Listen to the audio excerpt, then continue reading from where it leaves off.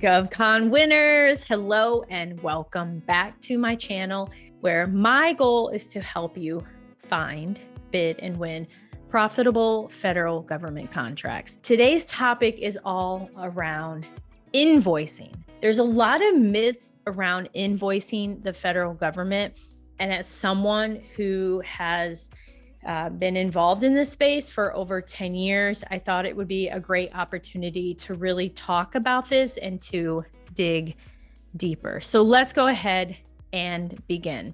When it comes to the federal government, the way in which you are paid, the frequency in which you are paid are all based on the contract. If you recall, maybe not, when you first registered your business, or if you work for someone in this GovCon space, their business is under SAM.GOV. Your business is registered in SAM.GOV, and you are asked to provide a bank account. That's why your MPIN is so important, because if you ever need to change your bank account, you're going to need your MPIN. So the federal government, for the most part, will pay you electronically directly to the bank account connected to your cage code that's in SAM. That's how you receive your accounts receivable. Amazing. In order to receive the money from the government, there are different things that you're going to need to do. And my goal is to help you so that you avoid any kind of potholes and you can ensure that you have strong cash flow and can receive your money as quickly as possible. So I'm going to show you a couple of systems here and provide you tips. First system, this is IPP. I am logged in. All of the amazing information is here. And this is a system that the USDA and a variety of federal agencies tend to use. When you log into this system, you're going to type in the information connected to your contract. Typically, these are contracts that could be one-off trainings. It could be a multi-year effort where you're paid, let's say, $30,000 or $1 million a month for the services you're providing. It could be that perhaps you sold a product to a federal agency and they've instructed you to use the IPP system.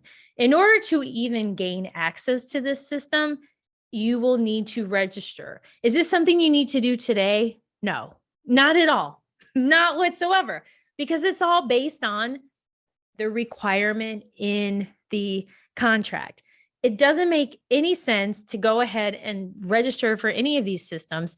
Your time and energy should be focused on finding, bidding, and winning federal government contracts. So if you're at this stage where you're looking to invoice, or you're like, look, I know what I'm finding, I'm bidding, I'm winning, but I'm also ready to invoice and get my money, get paid. Got it. So inside of this system, you enter the key information, as well as you will need to upload an invoice. And what's really key in terms of the federal government and invoicing is, one, you're going to use the system that they indicate that you use.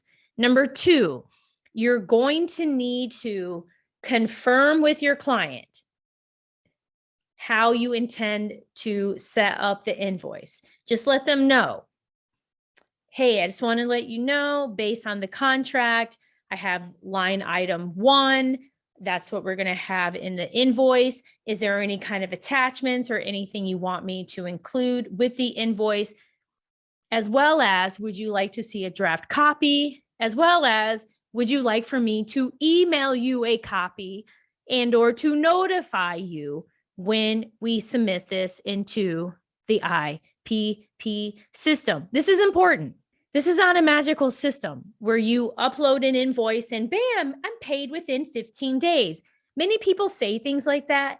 Can you be paid or receive payment within 15 business days? Of course. Department of Transportation paid my flagship company within 24 hours. Yes, it's possible. But remember, we're talking about people. If someone's on vacation, someone only works Monday to Thursday, and you submit an invoice and they're not there to process it, or they're not even made aware that you submitted the invoice. Or what if your core changes? That happened with us too. We're in the middle of all of this. Our core changed. Thankfully, we found out there was still a little lag. So it's important to know and be aware of all of this information, because if not, your funds will be held up. So what we like to do and what I really emphasize is communication out the gate, especially when it's IPP. You communicate with the client and let them know, hey, I use QuickBooks Online, I use whatever accounting system. I'm going to create an invoice. I'd like to give you a copy. I'd like to email you. I'll notify you when I update it or upload it to the system. Anything else you want me to do? How else can I make your life easier?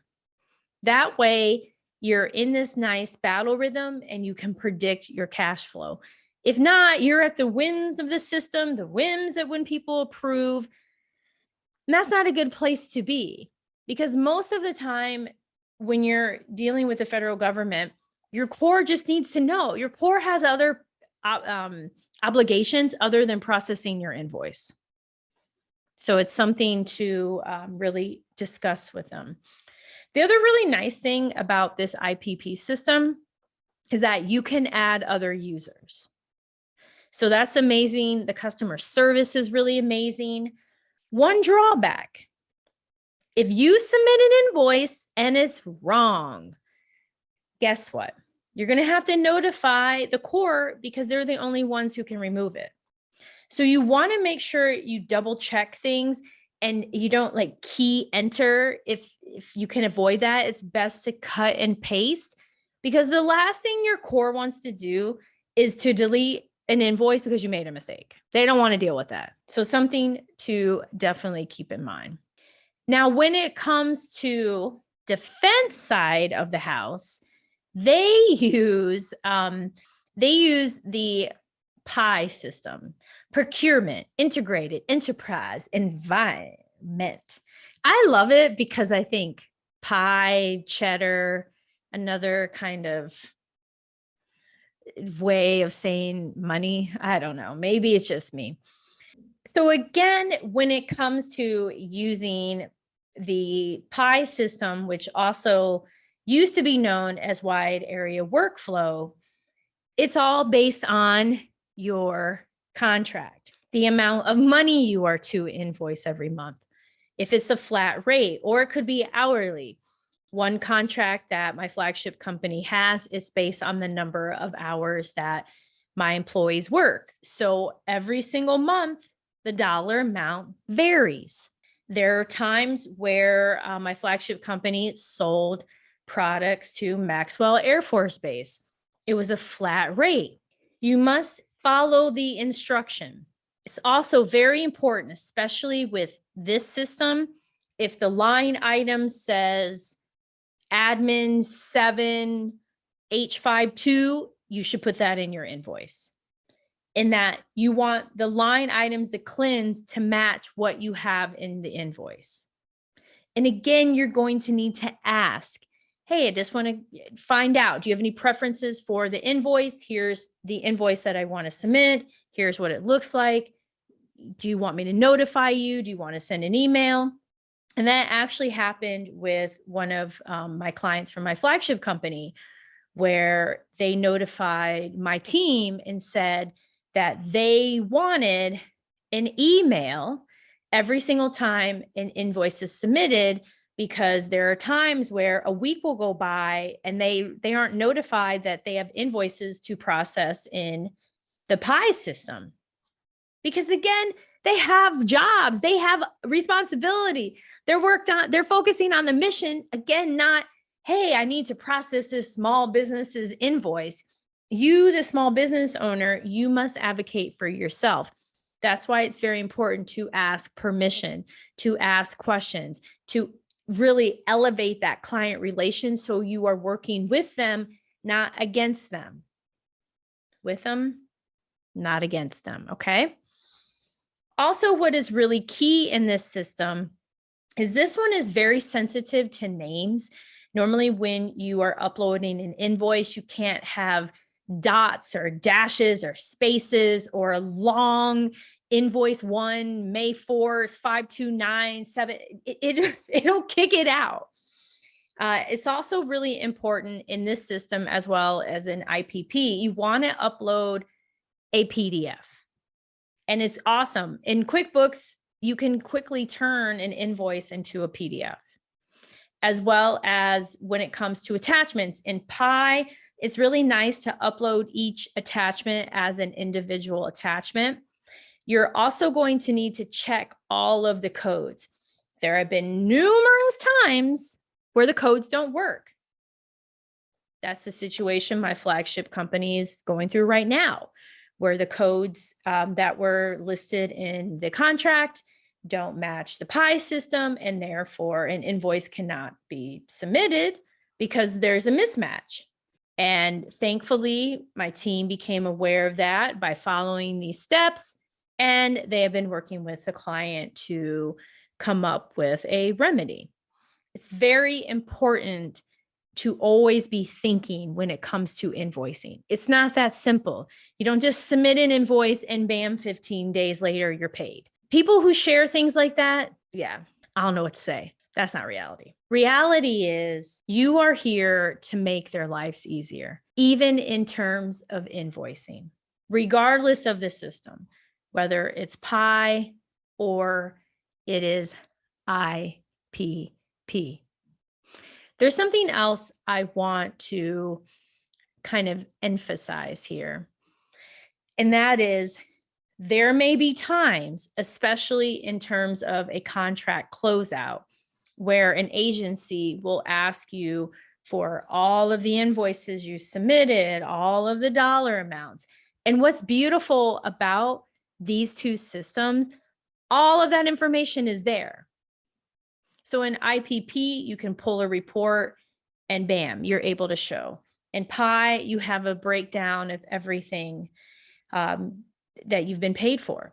Also, I want to add, at least in the Pi system, if you have, there's multiple businesses that you own that are in SAM, you can log in with one username and password and access all of your businesses. There'll be a drop down and you can choose, which is really cool because it's a pain to have multiple logins and things of that nature. It's much easier to have everything connected to one.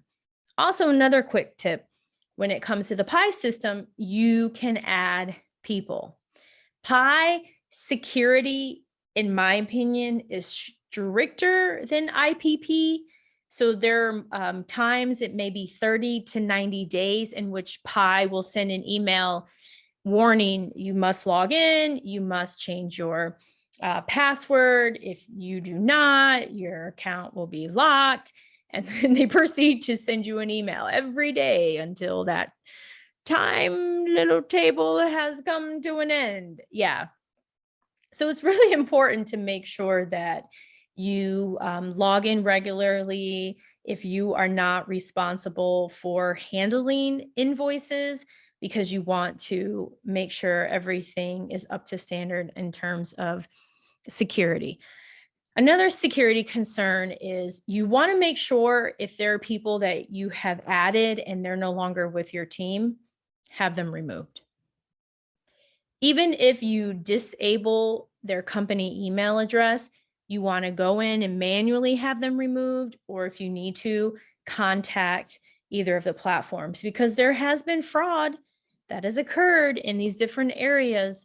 That's why SAM made major changes. There are the different changes and security elements around both of these platforms, because billions of dollars are paid out every year to government contractors. So there's always someone lurking trying to figure out a way to try to scam. But by following these tips, you're not going to fall for that. You're not going to be involved in any of that. Instead, you're going to have all of your ducks in a row. So then you are paid in a very fast time frame. Typically, payment is issued 15 to 30 days. Anytime the federal government issues payment after 30 days, you'll receive interest. That is if they do not kick out your invoice. If they kick out your invoice, reject your invoice, it starts the clock all over again. Something to be aware of.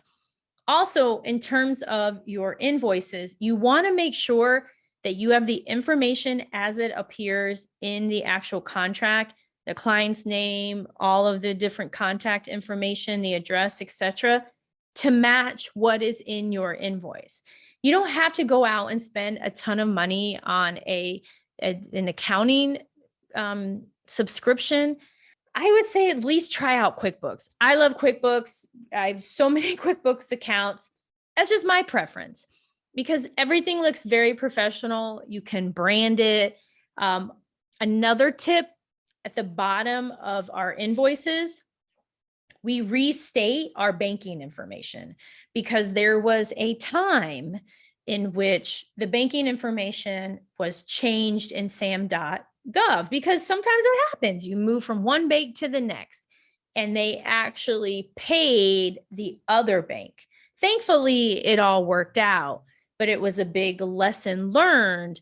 So every single invoice has the bank account and the routing number at the bottom, just in case that ever happens again. So my amazing GovCon winners, I know this answered all of your questions about invoicing. If you have more, you have comments, please comment below, subscribe, hit that notification button. And if y'all are new here and wondering, who is this lady? Again, I am Dr. Kizzy Parks. I've won over $50 million in federal government contracts. And I just love being here to help you. And don't forget, everything is possible. Take care.